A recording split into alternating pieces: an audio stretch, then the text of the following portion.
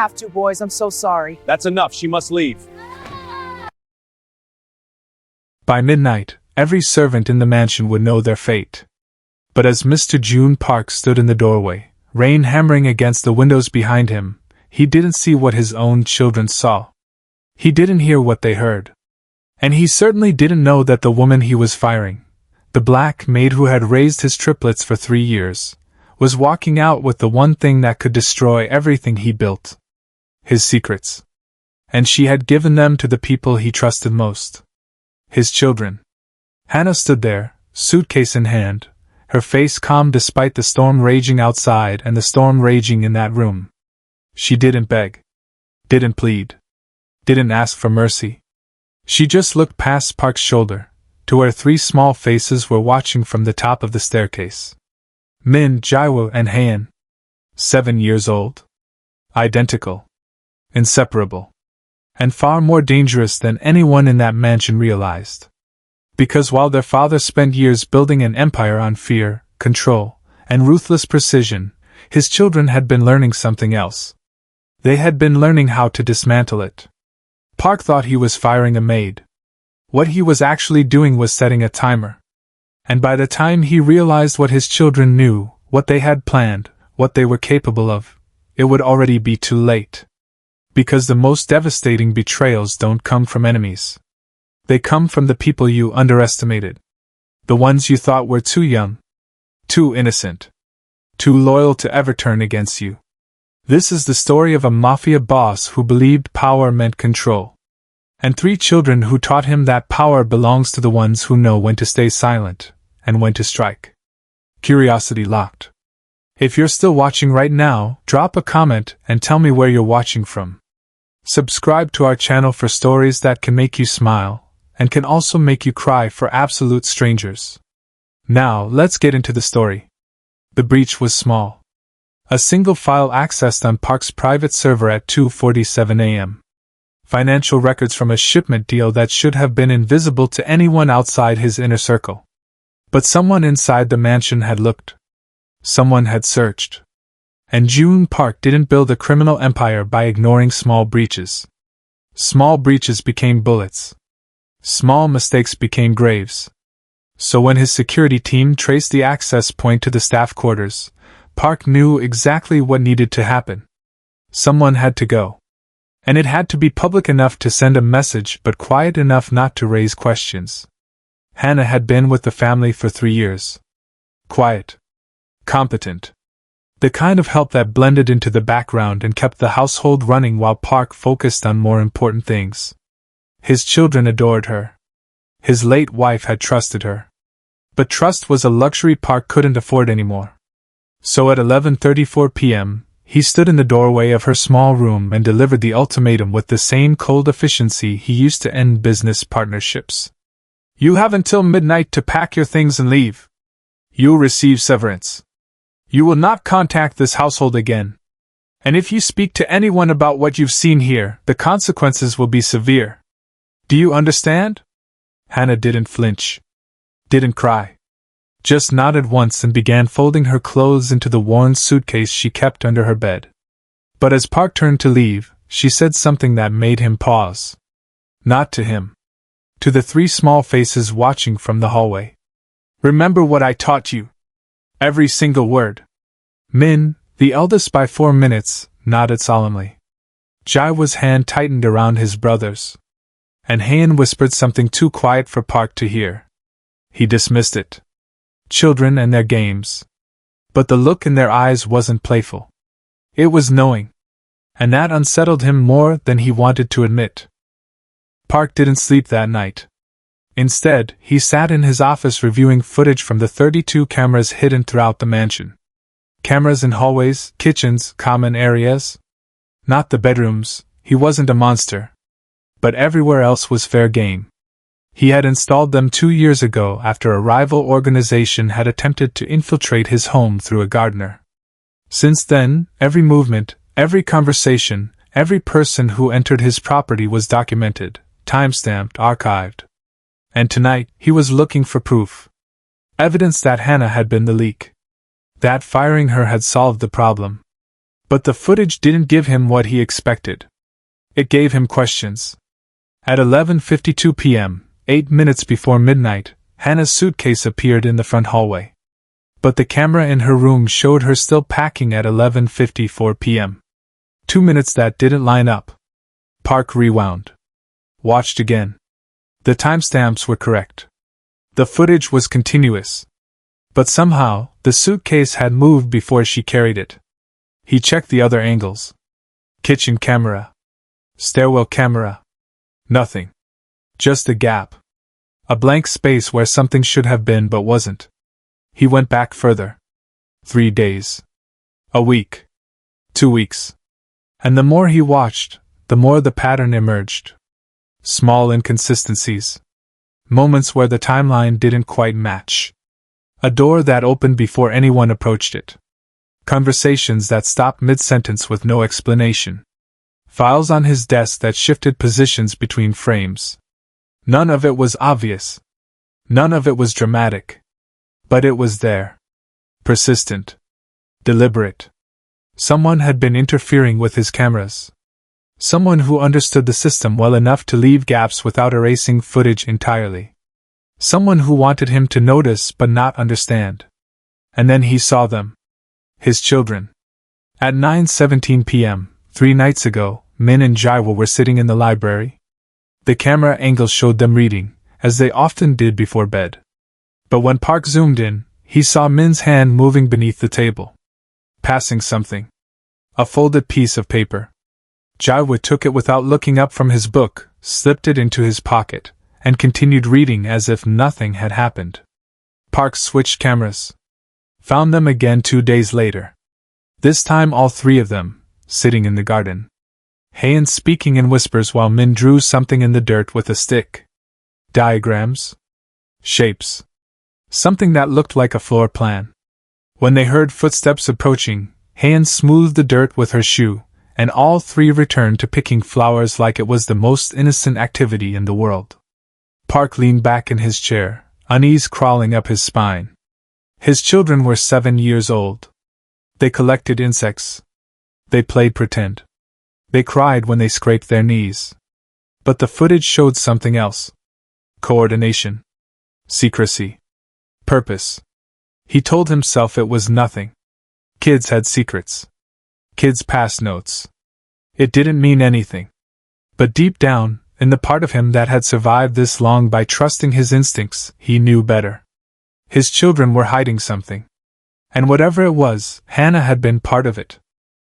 The rain came down in sheets as Hana walked through the mansion gates at 11:58 p.m. 2 minutes before midnight. Exactly as Park had demanded. Her suitcase felt heavier than it should, not from clothes but from the weight of 3 years spent raising children who weren't hers, loving them anyway, and knowing that leaving them behind might be the most dangerous thing she'd ever done. Not dangerous for her. Dangerous for them. Because what she had taught them, what she had given them, what they now carried in their small, brilliant minds, it couldn't be taken back. The timer had started. And Park had no idea. She walked 3 blocks in the rain before the car pulled up beside her. Black sedan. Tinted windows. Engine running. The passenger door opened, and a man's voice said her name. Not a question. A confirmation. Hana hesitated, then got in. The man behind the wheel was older, maybe 60, with the kind of face that had seen too much and forgotten how to show it. He didn't look at her. Just stared straight ahead and said, "Is it done?" Hana nodded. "They know everything. Every account. Every name. Every location. If something happens to me, they'll know what to do with it." The man's jaw tightened. "And Park?" Hana's voice was steady. "He has no idea. He thinks I'm the problem. He'll spend weeks chasing ghosts while his own children unravel him." The man finally looked at her then, something like respect in his eyes. "You're braver than I thought." Hana didn't smile. "I'm not brave. I'm just tired of watching powerful men destroy everything they touch." Back at the mansion, the new nanny, a woman named Mrs. Choi who had been hired that afternoon to fill Hana's absence, was already noticing things she didn't understand. The triplets had been quiet all evening. Too quiet. At dinner, they barely touched their food. Didn't argue. Didn't laugh. Just sat there, exchanging glances that seemed to carry entire conversations. When Mrs. Choi tried to put them to bed, Min asked a question that stopped her cold. "Mrs. Choi, do you know what happens to people who lie to children?" She fumbled for an answer, uncomfortable with the strange intensity in his eyes. "I suppose they lose trust." Min nodded slowly. "That's one thing that happens." Then all three of them climbed into bed without another word, leaving Mrs. Choi standing in the hallway, unsettled and unsure why. Downstairs, Park was on his third whiskey, staring at security reports that told him nothing useful. The breach had happened. The file had been accessed. But the trail went cold. No external connections. No suspicious emails. No evidence pointing to Hana or anyone else. It was as if the information had leaked itself. And the more he searched, the more he realized something terrifying. The person who knew his system well enough to hide inside it, who had access to everything, who could move through his home undetected, it wasn't someone he had hired. It was someone he had trusted. Someone so close he never thought to look. Park woke at 4:17 a.m. to the sound of his office door clicking shut. Soft. Almost silent. But in a house where he controlled every sound, every movement, every breath, he heard it. He moved quickly, gun already in his hand before his feet hit the floor, years of survival instinct overriding the grogginess of too little sleep and too much whiskey. He reached his office in seconds, pushed the door open, and found nothing. Empty desk. Locked cabinets. Everything exactly as he'd left it. Except his computer monitor was warm. Someone had been using it. Recently. He checked the login history. 4:14 a.m. 3 minutes ago. Someone had accessed his encrypted files. The ones containing shipping manifests, financial records, names of associates across 3 countries. Files that could dismantle his entire operation if they fell into the wrong hands. But the access came from his own password. His own account. Which meant whoever had been in this room knew things they shouldn't. Park's blood went cold. He pulled up the hallway camera footage. Rewound to 4:10 a.m. And there they were. 3 small figures in matching pajamas, moving through the dark hallway like ghosts. Min in front, Jaewook and Han behind. They stopped at his office door. Min reached up, pressed the keypad code, 8 digits that Park had never written down, never shared, never spoken aloud, and the door unlocked. They went inside. 4 minutes later they left. And when Park zoomed in on Min's face as they walked back toward their room, he saw something that made his stomach turn. His son was smiling. The next morning, Park gathered his closest men in the dining room. 5 lieutenants who had been with him for over a decade. Men he trusted with his life, his money, his secrets. He asked them directly. Had anyone accessed his files? Spoken to outsiders? Noticed anything unusual? They all said no. But Park saw the way they looked at each other. Uneasy. Uncertain.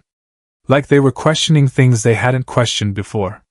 And when Min walked past the dining room on his way to breakfast, he paused in the doorway, looked directly at Park, and said something that sounded innocent but landed like a threat. "Father, do you remember what Mother used to say? That secrets are only powerful if the right people know them." Then he walked away, leaving Park staring after him, realizing with growing horror that his 7-year-old son wasn't just observing his criminal empire. He was studying it. Learning it. And worst of all, he was ready to use it. Jaewook wasn't supposed to be awake. It was 2:30 a.m., and he had gotten up for water when he heard voices coming from his father's study. Low. Urgent. The kind of conversation that happened when something had gone very wrong. He crept closer, pressing himself against the wall outside the door, and listened. Park's voice came first, tight with barely controlled rage. 3 shipments intercepted in 2 weeks. Someone is feeding information to the authorities. Someone who knows routes, timing, contacts. Then came the second voice, Mr. Kwan, Park's second-in-command for 15 years. We've interrogated everyone. Checked every communication. There's no leak. At least, not one we can find. Park slammed something against the desk. Then we're not looking hard enough. Because this information is coming from inside. And if we don't find the source, we're finished. Jaiwood didn't move. Didn't breathe. He stayed there until the conversation ended, until his father and Mr. Kwan left the study, until the house fell silent again. Then he went back to his room, climbed into bed beside his brothers, and whispered everything he'd heard. Min listened carefully, his young face serious in the dim light. Haeun's eyes filled with tears, not from fear but from understanding. Because they knew something their father didn't. They knew exactly who was feeding information to the authorities. It was them. Hana had taught them how. Taught them which files mattered. Which names to watch for. Which routes were illegal. And before she left, she had given them something even more valuable, a phone number. One they could call when the time was right. One that connected directly to someone their father had spent years trying to avoid. A federal prosecutor who had been waiting for exactly this kind of evidence. The next morning, Park called the Triplets into his office. He didn't sit behind his desk this time. He crouched down to their level, trying to make his voice gentle, trying to hide the desperation crawling through him. I need you to tell me the truth. Did Hana ever talk to you about my work? About the things I do? Min looked at him with wide, innocent eyes. You mean your business meetings? Park's jaw clenched. Yes. My meetings. Did she ever ask you questions about them? Jaiwood shook his head. Hana didn't ask questions. She just told us stories. About brave people who did the right thing even when it was scary. Park felt his control slipping. What kind of stories? Haeun smiled sweetly. Stories about heroes, father. People who protected others from bad people. You like those stories too, don't you? It was the perfect answer. Innocent.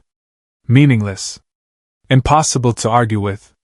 But the way she looked at him, calm, knowing, almost pitying, made Park realize he was losing a game he didn't even know he was playing. His children weren't afraid of him. And that was the most terrifying thing of all. It started small. Min asking Mr. Kwan during breakfast if he was feeling well, mentioning that father seemed worried about loyalty lately. Jaiwood wondering aloud to another lieutenant why some shipments kept getting delayed, as if coincidences could really happen 3 times in a row. Haeun telling the head of security that she'd overheard father saying he needed to clean house soon, and asking innocently what that meant. Each comment was nothing on its own. But together, they planted seeds. Doubt. Suspicion. The creeping fear that maybe Park didn't trust them anymore.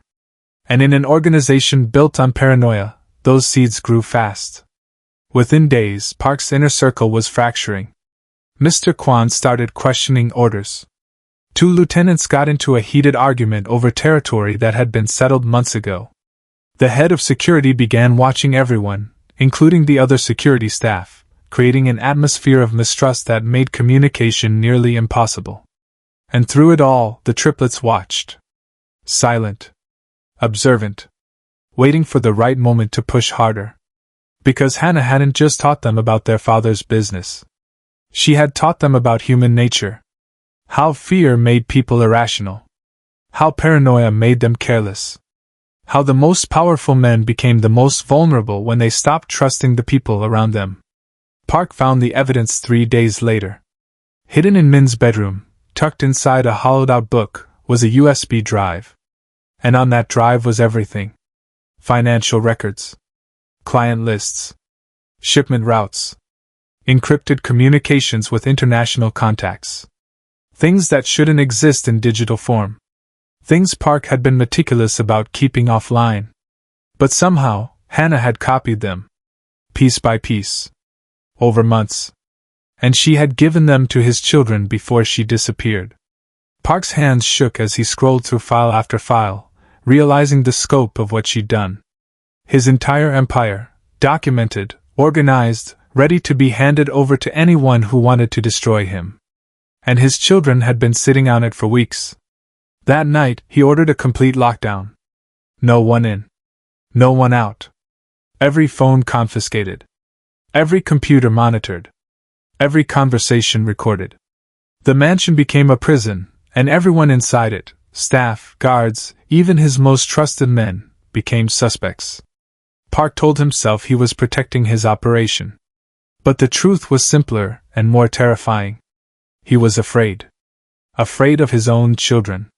Afraid of what they knew. Afraid of what they might do next. And as he watched them eating dinner that evening, calm and unbothered by the chaos around them, he realized his biggest mistake. He had spent years teaching his men to fear him. But he had never taught his children. And now, locked inside his own fortress, surrounded by people he couldn't trust, Park understood something that came too late. The most dangerous enemies aren't the ones outside your walls. They're the ones you underestimated. The ones you thought were too young to matter. The ones sitting right across from you, smiling. The call came at 6:47 a.m. Federal agents were executing warrants across 3 locations tied to Park's operation. Warehouses in Incheon. A shipping company in Busan. A financial office in Seoul. Simultaneous raids. Coordinated. Precise. Which meant someone had given them exact addresses, exact timing, exact evidence of what they'd find. Park's phone exploded with messages. His lawyers scrambling. His associates panicking. His carefully constructed empire collapsing in real time. And as he stood in his office, watching the news coverage on his monitor, he saw something that made his blood run cold. The federal prosecutor leading the operation was holding a press conference. And she was holding documents that Park recognized. Financial records. Shipping manifests. The exact files that had been on the USB drive he'd found in Min's room. Except he'd destroyed that drive. Burned it. Made sure no copies existed. But clearly, he'd been wrong.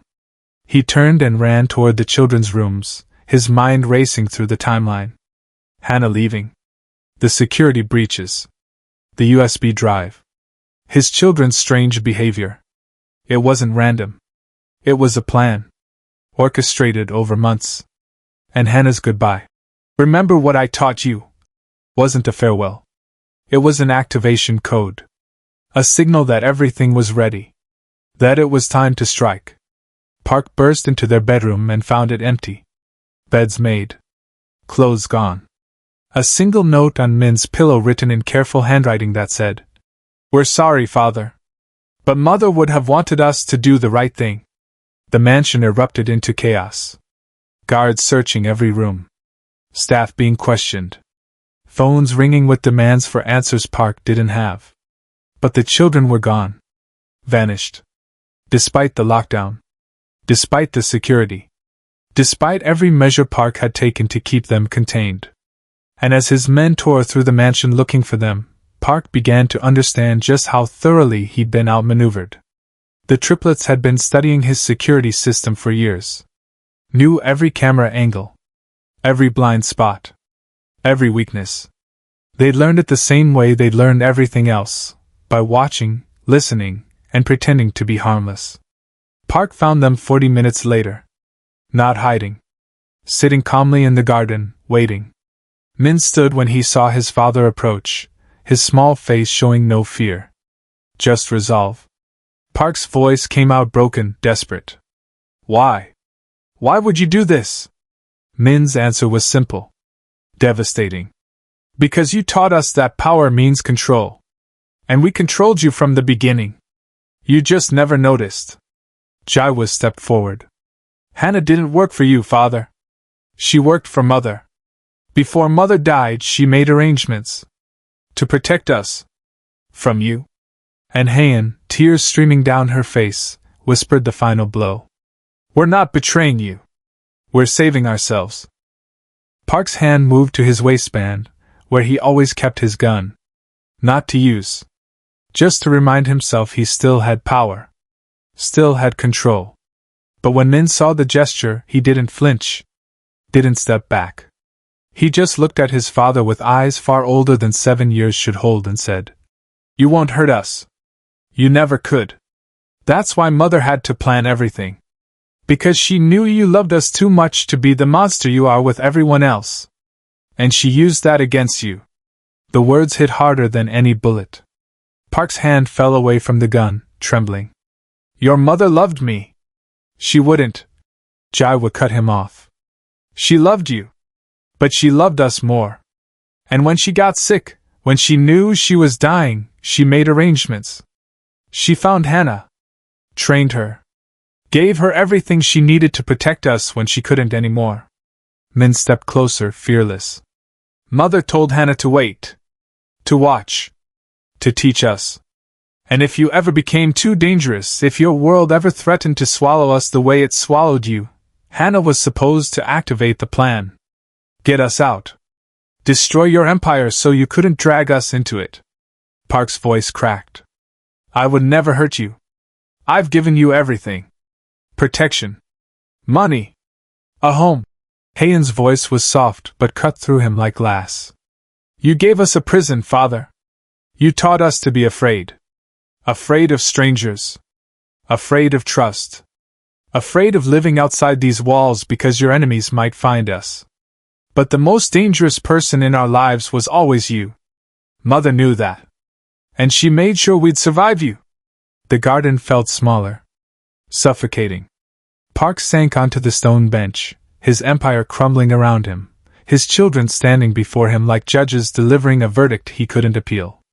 He had built everything for them. The money. The power. The protection. And they had torn it all down in a matter of weeks.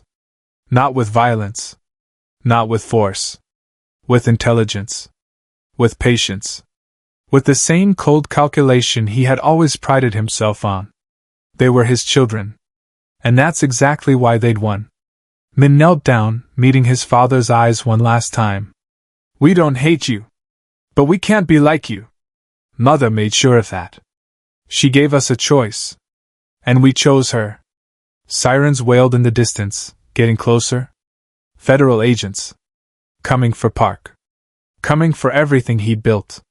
The triplets stood together, holding hands, waiting. Not for rescue. Not for punishment. Just waiting for their father to understand what he'd lost. Not his empire. Not his power.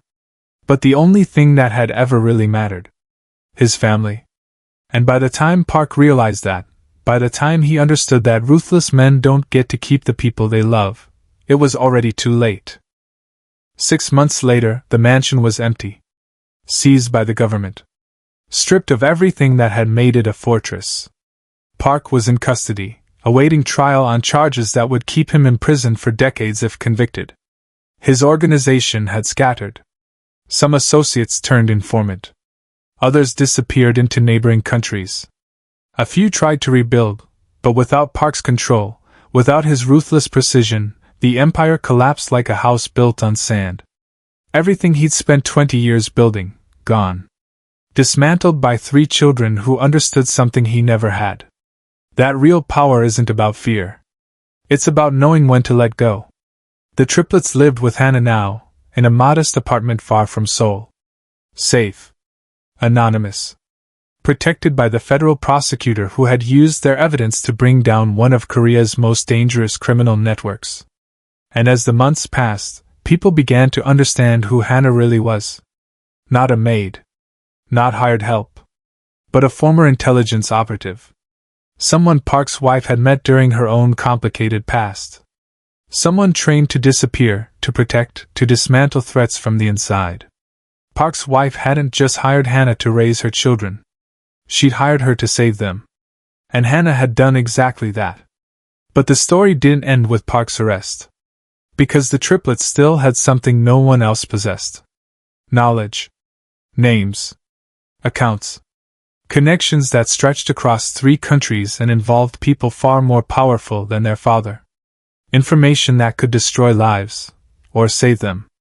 And as Min sat at the small kitchen table one evening, reviewing encrypted files on a laptop Hana pretended not to know about, he understood something his father never had. Power wasn't something you took. It was something you earned by knowing when to use it, and when to stay silent. His mother had taught him that. Hana had reinforced it.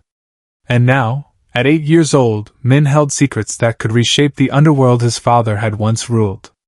Hana watched him from the doorway, arms crossed, expression unreadable. You know you don't have to carry this, right? You can let it go. Be normal children. Min looked up at her, his face serious. Thoughtful. Then he smiled, not the innocent smile of a child, but something older. Wiser. More dangerous. We know. But Mother didn't save us just so we could forget. She saved us so we could choose. And we're not done choosing yet. In the underworld Park had left behind, a new power was rising. And it wore the faces of 3 children no one would ever underestimate again. If you made it this far, thank you, seriously. That tells me these stories matter to you. Do you think the triplets were right to destroy their father's empire? Or should they have stayed silent and protected him despite everything? Comment destroy if you would have done what the triplets did, or comment protect if family loyalty should have come first. Where are you watching from? And have you ever had to choose between doing what's right and protecting someone you love? If you haven't subscribed yet, please do it now.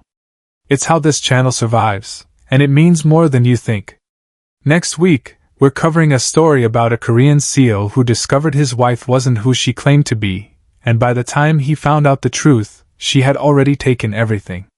Until then, remember, the most dangerous people aren't always the ones you fear. Sometimes, they're the ones you underestimate.